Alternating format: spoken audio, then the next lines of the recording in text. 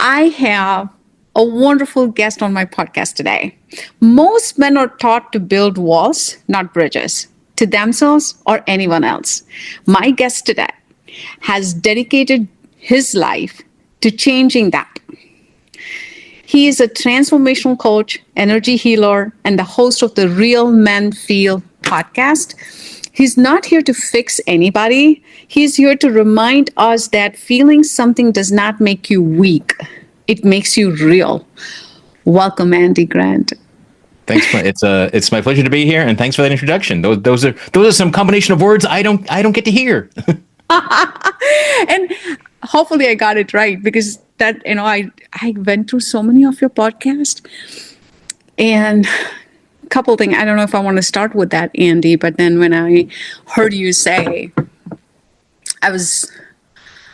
I tried ending my life twice. And I just heard that a couple days ago. I mean, I've been going through series of your podcast and in the discussions, and I'm like, when I heard that, I paused for a second. A man that I just talked to 2 weeks ago, who's so, you're so energetic, you're so positive, you're so ready, and everybody goes through those moments in life that we don't know how to define it, but it's real.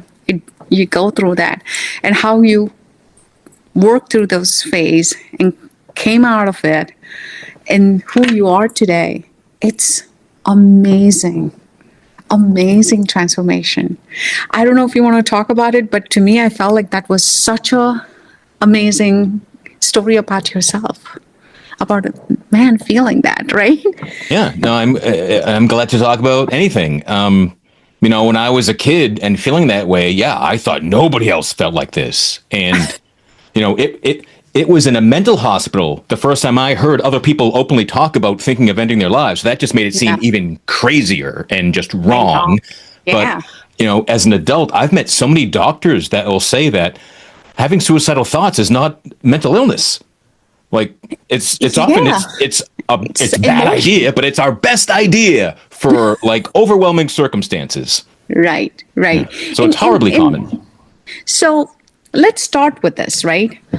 I'm coming from a background while growing up, I'm told man is from Mars, woman is from Venus, and Mars are men are very strong, and they can't show their emotions. They can't cry. They're masculine, ready, strong all the time. The strength comes from that space. Is that true? Do you agree with that? Is it a myth, or is it wow, how did it even come through this definition? No, so you've used the right word. I think it is primarily myth. Yeah. Right. Men can be that. Right. Some men are that. But if you want to say that's all you are, that's what I call the man box. As all humans, all genders, we contain multitudes. Right. So there's no single definition that fits. Right. So when someone asks, what does a real mean? What does a real man do? Are you a man? If they say yes, okay, well, whatever you do, that's what a real man does. The end. Exactly, right? Yeah. But why is that? If whoever taught someone what masculinity means, if that person was a miserable bastard, why would you want to follow their advice? I agree. I so agree. And I think this feeling about, I still feel that that reality exists in some spaces of man is the one who's going to make a decision. And takes all of the pressure from the home, the financial pressure, the go-getter pressure. Why is that? I mean, I would like to hear more from you. What you're meeting people, you're meeting other men, and you're hearing their stories. Are you seeing more of that in how you're discussing, and you kind of talk them out of it, or give them some sense? Hey, it's okay. You cannot be the only one. I mean, let's talk about that. Yeah. So it's different for everybody, because most guys I talk to were raised by a single mom. So they're not modeling that. Yeah. But I do see that so many women that are on their own raising boys will try to engage in that mythical man box, because they think, well, I give him traditional masculinity. That's what the boy needs. And Exactly. it's not always the case. Not always the case. Yeah. So that's a very good point right there. So what's the thing that you were most, you know, I would say the one that you realized you'd have been lying to yourself, or whether you or like, whom you're talking to, they've been lying to themselves that this is who I am, I'm a man, I need to be this way. Let's talk about some examples. So for me, the biggest tell that that's not true, you don't feel good.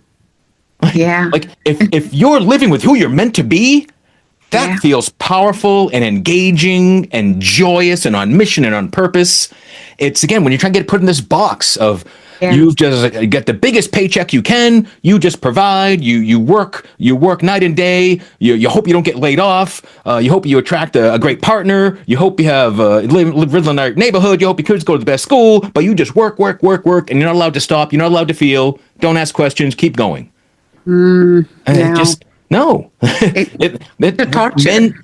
Men trying to live and lead that way. That's why they have higher rate of suicide, die Yeah. younger, Yeah. burnout, depression, anxiety, drug abuse, sex abuse, gambling abuse. Like every Yeah. vice men Yeah. lead in.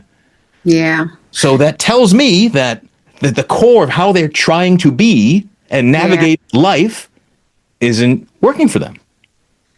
So is it because they're faking they're naturally living their own authentic self? They're faking it.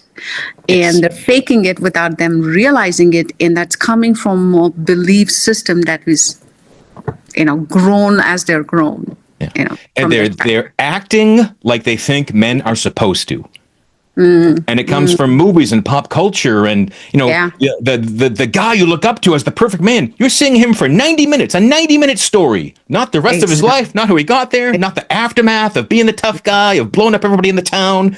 You don't see the pain of that, Right. like today in real life. Like soldiers get weeks and weeks of training in boot camp, and then when they're discharged, they're just like, bye, Exactly. go be human again.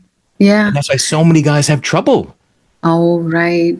Do you think it's very difficult for them who's trained to be a certain way in the military setting, coming back home, trying to be, even to have a normal life is given that is the most difficult one, that they have to switch their mindset. Yeah, because And so much being- of the military is training you not to feel, to just follow orders, to just react, to stay on target, stay on mission. And when you take that structure away, you're left with the aftermath of what you've seen, what you've witnessed, the horrors, Right. and they're left with no way to process. There needs to be a reverse boot camp.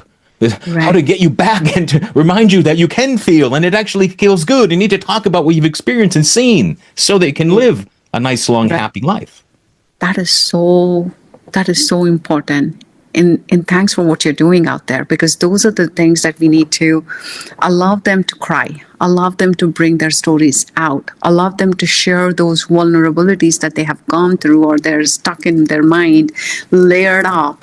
They believe, I don't want to share it. If I share it, they're going to think about me this way, and they won't not going to be, my friends anymore. The first time I spoke to a military audience, Yeah. I was telling my stories, and I had a couple tears coming down as I was talking about my low points. Yeah. And guys came up to me saying, "You're so brave. You're amazing." I'm like, "Dude, you just were in Afghanistan for 2.5 years. What are you talking about?" I'm like, "Oh, but I could never do what you did. I could never, see me get emotional like that." Right. And that just broke my heart. I know. So, do you think the people that you're talking to, are they transforming, or it's so hard for you to transform them? How do you see that? They're willing. They're wanting. In my experience, once you start transformation, and it's all about becoming more. So Yeah. ideally, it doesn't end. Yeah. Right. Yeah. So it's not yeah. like, oh, I took the magic book, I took the magic pill, I had the magic class. It's not any one thing. Exactly. But I find when I meet guys Yeah. and they're willing to Yeah. try new things, Yeah. they're willing to be wrong, they're willing to be authentic, to be vulnerable, right? That's what it takes. Right. When you insist there's only one way to do anything, I believe you're headed for trouble. Absolutely. I want to give an example, and I'm just talking through from my own experiences, right? I work in a corporate world and filled with men world around me, right? There's a less percentage of women in the leadership circle. There's, I would say 30% women versus 70% men. But there's this thing about, the way they come across, right? Oh, I have to set the stage. I have to run this one. I have to be perfect when I am presenting in front of the audience. I need to be perfect. People have to say, I know what I'm doing. I have answers to all the questions. And I'm like, no, it's okay. It's okay to go there and say, I don't know. But people struggle with that, Andy. And why? Yeah, nobody wants to. For most men, the biggest fear is being cast aside by the other men, by being driven out of the community of men, as if there's some secret meeting. Like, that guy showed weakness. He's out of the club, right? But that's right. Behind everything. That's bullying in grade school, not getting picked at recess. Happen? All those things boil down to I was ostracized by my male peers. Right? And in business, I believe your question was primarily about women in business, because they'll often try to follow the traditional masculine stereotype to be taken seriously. Exactly. I can't smile too much because I'm not going to be taken seriously. Yeah. But my natural personality is I smile because that is me, right? I had to tone it down. Not that I like it, but I had to tone it down. And I like to be real, say what it is. I can't do that anymore. I have to be curating it because I need to now make sure that what the word comes out of my mouth, I need to watch. I don't like that. Yeah. And you're deciding to do that, is it based on your experience or what other people have told you? It's based on so let me tell you this. I don't want to go where it is. I mean, irrespective of the workplace, right? It is you be you, and how the feedback and the experience that what the message that you receive back makes you feel like, all right, I'm not going to be real with this. I'm not going to be my authentic self. I need to level up, and I'm just going to be professionally saying like a X, Y, and Z, and out, and mute myself. That creativity and innovation will stop. If somebody is prescribing you, do this, do this, do this, do this, do this, it's almost like an AI bot. With an AI era, you really need to be more authentic. You really need to have that human connection. People are forgetting that human connection, and it's only going to increase, in my view, it's only going to increase the amount of people getting depressed, amount of people, siloing themselves, amount of people shutting down or not trying to open up themselves and trying to be. It's going to increase if you don't know how to improve the human connection. Right. So I get, the first women going into a workplace, the first women getting into different positions in corporate America, 60s, 70s, and even to say, and I'm in IT, it's very rare. I've worked in a lot of high-tech companies. I've never been at one that didn't have some, even if it's only 30%, 20%, but there are women there. There are women there. Yeah. For me, I don't have to worry about the one with, who's that? Our Supreme Judge. What's her name? Oh my God. 27 years she served, the Supreme Judge. She was a single woman, went to the Harvard, and she was said, no, why are you doing it? No. But she is the most achieved person today. Yeah. I'm thankful that I'm not in that era. Yeah. We have womanhood around, but it's still. And it's like you said, if anyone in any aspect of their life isn't being real, isn't being their authentic self, I believe it's easier to replace you because they're not getting the full you. So you might as well be an AI bot. If you're hiding so much about you and your reactions and what you would do for things because of the fear of the look or the opinion of some people. I like that. Be full of you and find that one other brave person that goes, oh man, she gets it. Not the peanut gallery. No one should be changing how they work and what they do based on somebody else's feedback. Right. That's Yeah. what your message is. And for all things, I really encourage people, trust your experience, not the opinions of others. I love that. You know, and if I, your I, authenticity, if you're fully embracing all of you in the work environment leads to some great things, focus on that, not the weird stare or the person that didn't get it, or like, you know, be more of a man. Like, any of that's just not. I can't even say it straight. You know, but it sounds like someone out of Mad Men shows up at in some board gathering and tells you, "Oh, stop behaving, stop being emotional, stop whatever it is." Like, it's human. Okay, I love it. I really love it. So, what's a thought you have had that scared you about yourself? A don't know thought why. about myself? Thought that scared me. Well, you know, it's the old. Who said this? I can't think who said it. But the notion that we're more afraid of our light than our dark. I was always way more comfortable with that I suck and that I should better off dead. That all felt like home. When I began to think that maybe there's something that I'm good at in the world and that I might have a mission and a purpose, like those were the Yep. scariest thoughts I could have. Which is what you're good at. So, who were you before the world told you to man up? I was an emotional, sensitive kid.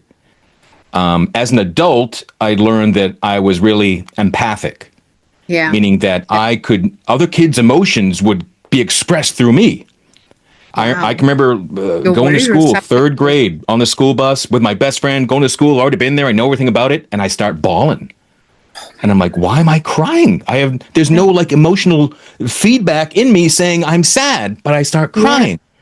So I thought I was crazy. I tried to Yeah. stifle it, keep it to myself. It was only years later that I heard discovered, oh, you could be an empath. And I was like a borderless emotional sponge, and all the vibes on the bus found an easy expression through me. But That is, I thought I was broken, hopeless, helpless. My my. parents loved me. They tried to get me help. I thought I was not worthy of help.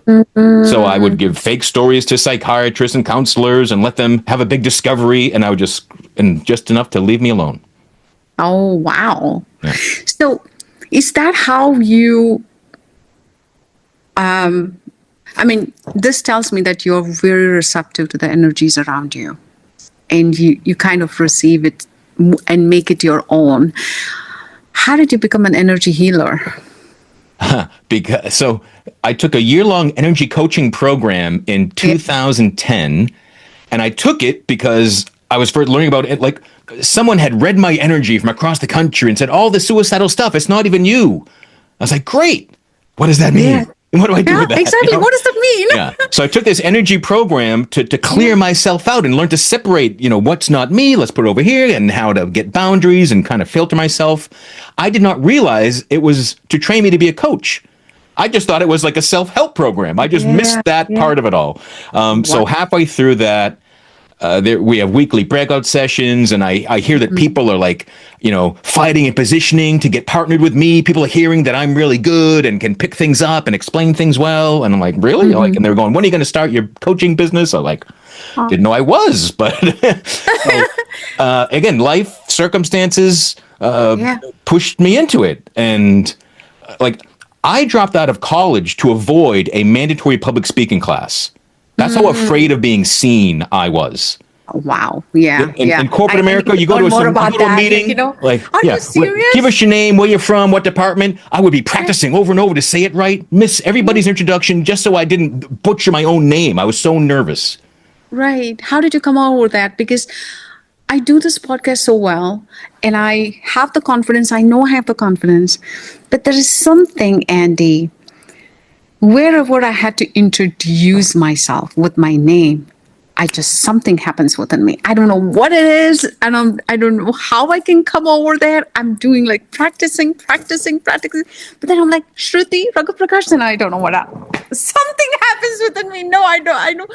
I don't know whether I feel like I don't deserve to be known that way in the world, but I do deserve it. I don't know how to get over with that feeling of So it's very Nervous. common, but yeah, to me, most things like that, in my experience, are rooted in worthiness. Right? There's a part of you that isn't willing to accept all the good, all your gifts, right? And it makes sense if How do you're you recognize? if you're aware of times that you're shutting down to Yeah. get by, then Right. yeah, you're right. So you've got that internal critic already saying, pipe it down, don't get too excited, don't introduce yourself too proudly, right? It's But there. it doesn't go away. So how do you know? What do you do about it? Decide you don't care. Is it that simple? It really is. The simplest things are the best things, but our mind, our ego says we're very complicated. It can't be simple. Yeah. Yeah, but it is. Right? Okay. When I was finally willing to be wrong, when I decided I would rather be right. No, I'm sorry. There's the old me. When I decided I'd rather be happy than be right, that's when Yeah. everything was allowed to shift. Wow. Okay. So, Yeah. I mean, my biggest fear was, going on stage, butchering something, being laughed at, being embarrassed. Oh no. Then Right. I went to Toastmasters and I intentionally went unprepared so that I could experience failure. And nothing happened. And you were oh. successful. People look at you. Nobody knows you aren't saying the next word you'd always plan to. Nobody in an audience knows that. Right. Right. So once I realized, I'm in charge of this whole room, I can let them think I'm prepared. I can let them think I'm just making this up right now. And either way, the rest of the day unfolds. Wow. Right? There's not this. I had this imagination of self-destruction, self-immolation from fear, from embarrassment, from saying the wrong thing, from being embarrassed, from making a believe me mistake about on a it. podcast or in a meeting, any of that. Yeah. And it's all, we're all making things up. We're all being run by negative affirmations. So once I realized that, I'm like, well, I might as well make up positive things. I might as well make up that I deserve everything coming my way, that I'm the best, whatever I'm about to do, that there is in the world, and have fun with it. And your energy shifts immediately. Oh, sure. Oh God. How do you recognize the energy? I mean, you're talking to me. How do you know what my energy is telling you? Well, so I used to get stuff from people all the time. So now I have boundaries. So now I have enough tools that I can tune into people when I choose to and with their permission only. Perfect. But I used to, I mean, and you can walk into a party and people are laughing and you get into the crowd and you start laughing. You miss the joke, but you can still, the laughter is contagious, right? It's energy. Yeah. Yes. And you can walk into a room and there's just been a fight and it's tense. It's thick. You didn't see the fight. You don't But you will still logically be know there. what happened, but you feel it. Yeah. So it's in all our vernacular of every culture. Like energy is real. Is real. Right? We're not just, I'm not a meat suit only. We're not just random brain chemistry that happened to come to life one day, right? Yeah, I love it. So I'm a spiritual person too. So I have not done the energy healing aspects, but I have heard about it. I've heard about the practice. Just hold your hand like this and then go closer. You can feel something. And that's so much I know, like, I can feel something between that pressure or something, the energy within it. Okay. It's amazing. Why do so many people you're about to do something, you're going to dig into something, you go, right? You're warming up your hand. You're warming up your energy. Yeah. Right. Yeah. So is that, okay, I get it. Now I get it. So it's like kicking me, it's slowly getting to a spot where if I am anxious, my hands go cold. The first thing, hands go cold. And I had to really get myself back into, but warmth, making my hand warm, does it change my energy? Sure. Really? So there are chakras, there are energy centers in your palms, and doing that, rubbing it warms it up. And then you can feel, as you bring your hands together, you feel that energy, you come out further to feel it less, and it's there. No matter how far apart your hands are, there's energy between you. But it's only when you get compressed that you can get through your dim awareness and really allow yourself, here it is, right? But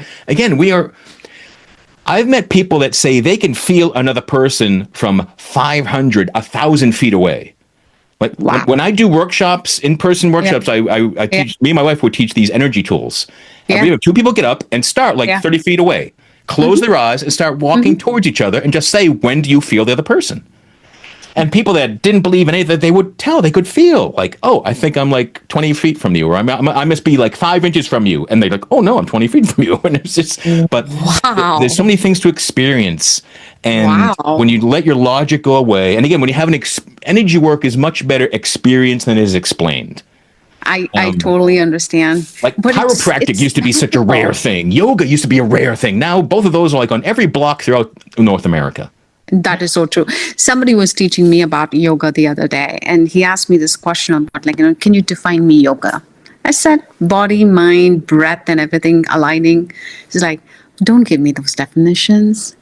And I'm like, that's the definition I know. And then he was like, yoga means bringing your thoughts to stillness. In whatever the way you want to do via stretching, you want to control via breath, it is lessening thought, zeroing all the thoughts that's running in your mind. I'm like, oh, okay. I did not know that. So I don't know, I'm getting so much interested in the energy healing aspect of it. And I feel like it is so important in a normal human being life to understand that we all are energy beings. We all are electromagnetic, beings, whatever, we attract. We attract whatever we think. And I am a strong believer in the way you think is the how you feel and how you act. It all connected. Yeah, when our thoughts, feelings, and actions are all in alignment and consciously chosen by us, that's when life it's best. Right? But when one of those is out of whack, when we give up our power, when we say that person made me feel this way, they always make me feel this way, you're giving away your power. You're just like a weather vane spinning around, letting circumstances decide how you feel and therefore how you act. So how does this concept make sense in Gen Z or younger generation? Have you started looking at that? I find the younger and younger generations are coming more open and available to all of this. Okay. Like something I've been part of for the last 10 years is called the Modern Mystery School. And I'll meet people in there that it's like I've done lots of different things and finally got into this. And I'll meet people like, nope, never heard of anything until this. And like, bang. And yep, this is the real deal. This is what it is. Wow. But yeah, I grew up hearing, I don't know how, maybe it was in search of or some Chariots of the Gods, some weird documentary, but I knew about mystery schools. But I didn't know that they still existed, that they were real, they weren't just mythology. But the Modern Mystery School goes back over 3,000 years to King Solomon. Sometimes it's been underground, but it's been open to the public since 97. And they offer healings and teachings and classes. And you are kidding me. No? Seriously? Seriously. Does exist in 2026? Yeah. And it's needed now more than ever. Oh my goodness. So that's why, like, so many things well again, we want to be complicated. We want to think we're very modern. So much of the truth that science keeps finding is the oldest, most ancient wisdom.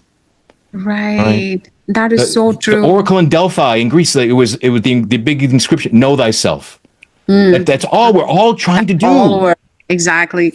And I'm so glad you said that, because all my leadership principles of who I am and how I lead myself and lead the team, and in calming down under the pressure, how you respond to the pressure, how you everything goes back to that core things of calm yourself down, watch how you're thinking, watch how you're reacting, because anything that comes out, it's going to have a ripple effect. And only positive things need to go out. You're learning that from your spiritual life, but it's helping significantly in your work life, in your personal life, and with your kids. Yeah, because again, we try to put these in different buckets. No, it's just life. It's just life. Yeah. And we're all connected. We are all source energy activating these little flesh buckets that give us the illusion that we're separate, but the energy the energy unifies us all. Again, that's why we can feel, that's why we connect. That's why, like, we have mirror neurons that when we see someone emotional, it makes our brain want to match them Yes. because we have that same energy. Everything in me is in you. And Right. however, how I think and feel about myself Yeah. is reflected from the world back to me to make me aware of how I think and talk about myself. You're giving me this affirmations in this talk, which is reminding me that I'm good, I'm enough. That is so important that people do say. And I was talking to Kim O'Neill, right? And she and I were talking about heal. I mean, she's a therapist, and how she was talking about unwinding this complex layers of personalities that we build, because that's our experience. We're growing up, we build the layers of emotional layers, and it takes time to unwind. Keep it simple. And I said, I look at the mirror and I say today, I'm the best. I have to say that before I go. You're enough, right? But I still falter. I still, in the process of becoming, not easy. Is it everyday work? Let me ask you this. Is it an everyday work? Oh, yeah. Yeah. So, yeah, go ahead. Sorry. So there's a power in ritual, right? Cultures, initiations, ritual. And you Yeah. can make your own. Like I have maintained a ritual every day of gratitude journaling. I Yeah. had a ritual for many years of positive affirmations to myself in the mirror. Yeah. But they all begin. I found that a lot of people will try to like jump into everything at once, and it's the Yeah. self-sabotage. But Right. so just start holding your own gaze in the mirror to Yeah. start each morning. Just That hold is your so like I couldn't do powerful. that. I felt so I would my opinion of myself was so low I couldn't look at myself. Now I see a mirror, I'm like, hey, good looking. How you doing? You know, you are, Aw, I yeah, love it. you're rocking today, right? Because you can have fun with it. Yes. Life is meant to be joyous. Right. And if it's not feeling that way for you, I believe it's your job to find out why and focus on the things that bring joy. Because, you know, we are all rich in life to Right. be alive here and now. Anybody that is listening to this Yeah. is richer than half of the global population, right? Yes. Yes. So there's Totally. always things to be grateful for, Yeah. and there's always more. Yes. We're all as divine beings. We're Yes. all worthy of all we have and worthy of more. So it's Right. to give yourself permission that it's okay to want more, but if you're Yeah. not grateful for what you have now, there'll never be enough. Yeah. There That can't will be never more, be. right? Yeah. Because like our own mind, our psyche, we can't become something that we judge as bad. You're so So if right. you think rich people are horrible, you're capping Yeah. your economic input, right? Yeah. You're not going to let yourself become something that you judge as bad. That's a good point. Yeah. And many So people bless do that. everybody you see. Yeah. Look at that guy with his Ferrari. Good for him. You know, not like rich bastard. A lot of people express anger at someone that's doing Yeah. materially better than they are. Yeah. Bless it all because it all Bless shows it that all. it's available to everybody Right. unless you decide it isn't. And we all ignorantly decide it isn't, because of how we teach the thoughts that we entertain in our mind. Yeah. Right. It's easier to be apathetic. Like apathy has its own momentum. And Right. that's what it takes a lot of conscious effort to make a new change, to make a new habit, a new ritual. Right. Right? The line is like 30 days to install a new habit.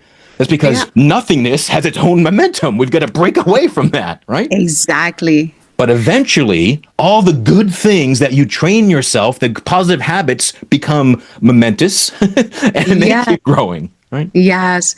And I strongly believe, Andy, the consistency and believing in yourself and giving out the gratitude and thank you for the people who do come on my podcast is how I'm receiving more.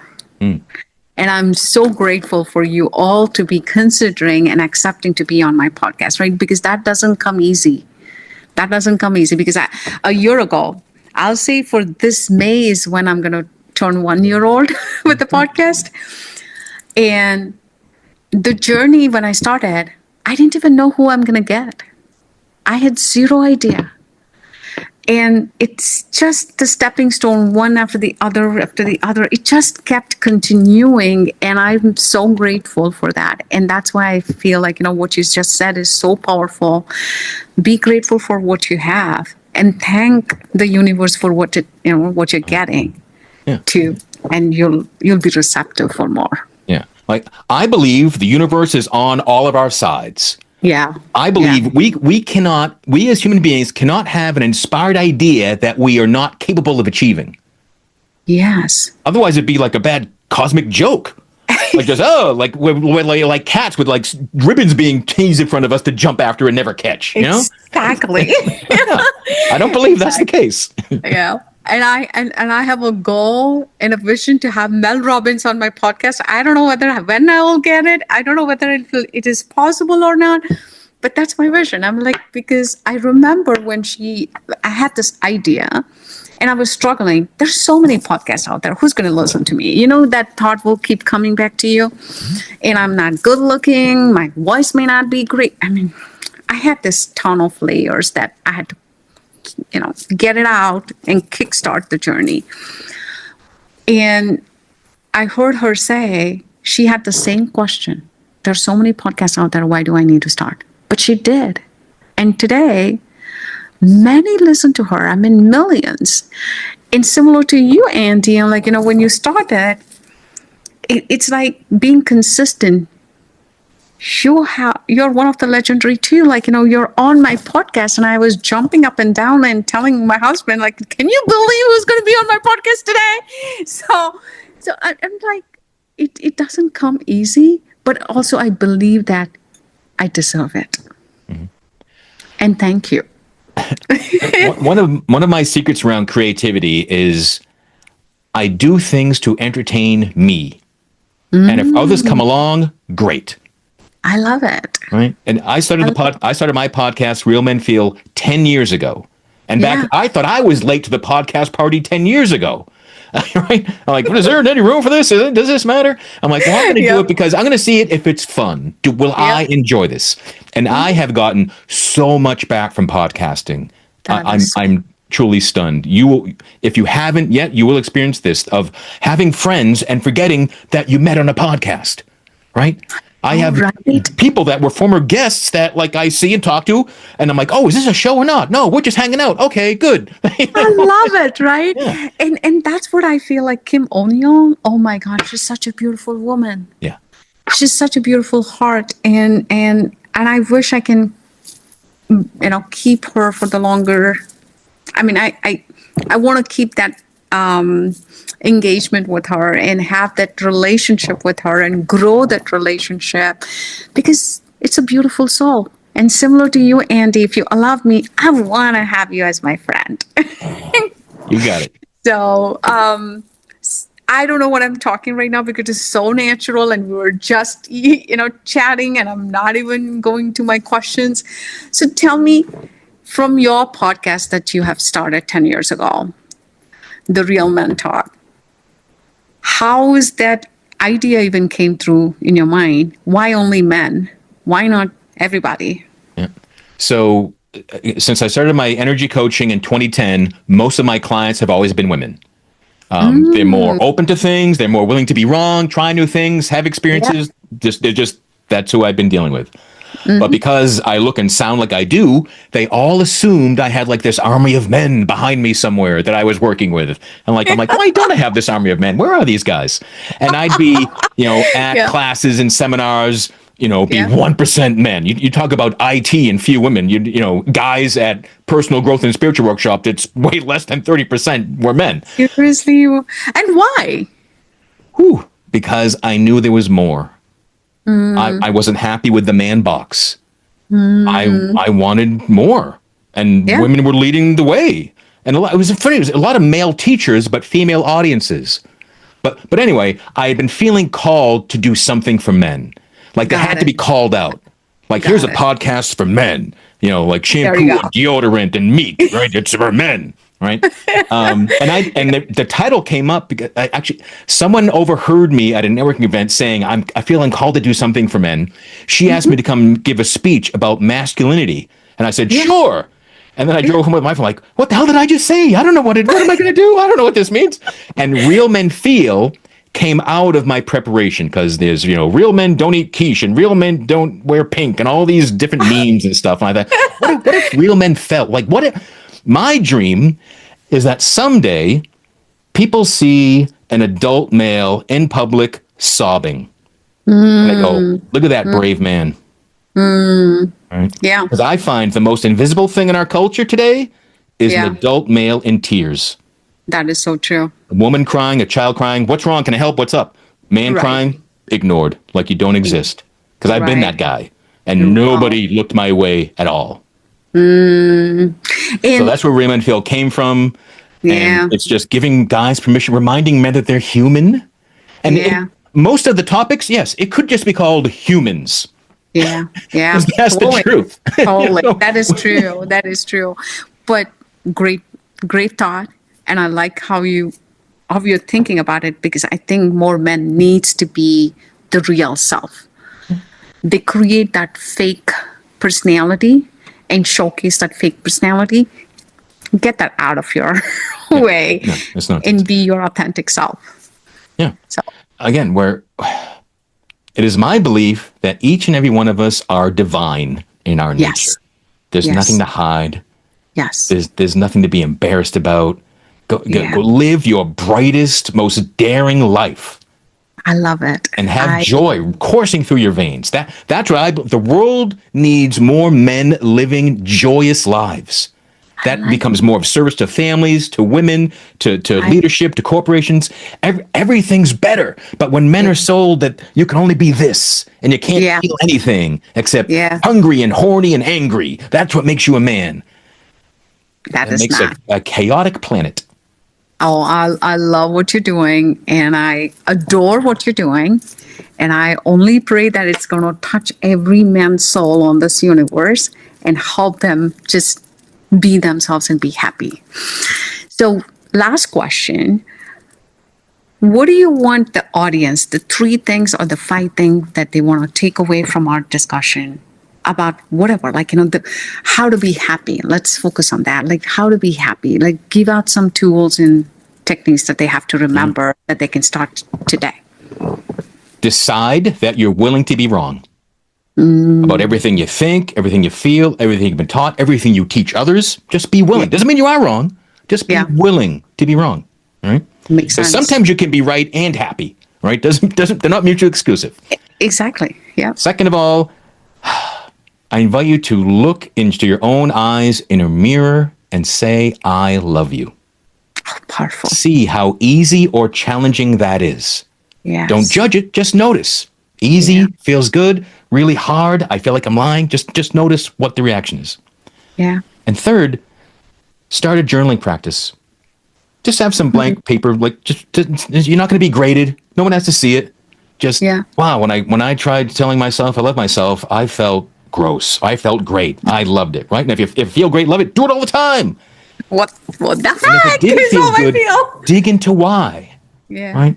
Because all these things, there's no barrier to entry. You don't need a class. You don't need lessons. You don't need a big investment, right? Yeah. Willingness, gratitude. Write some things down on paper. I love it. I love it.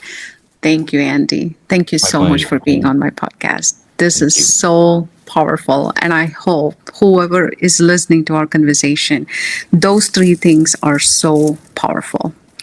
I had the similar struggle to look eye to eye in the mirror and say something. I'm over it right now because I'm doing it for 3-4 years now, but it wasn't easy to start. Yeah. So, does it feel good now? Oh, absolutely. Yeah. Good. Absolutely. So it was worth starting?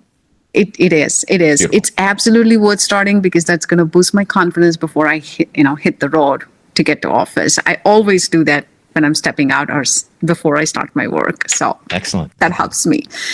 It doesn't matter who thinks what, but I want to think that I'm the best.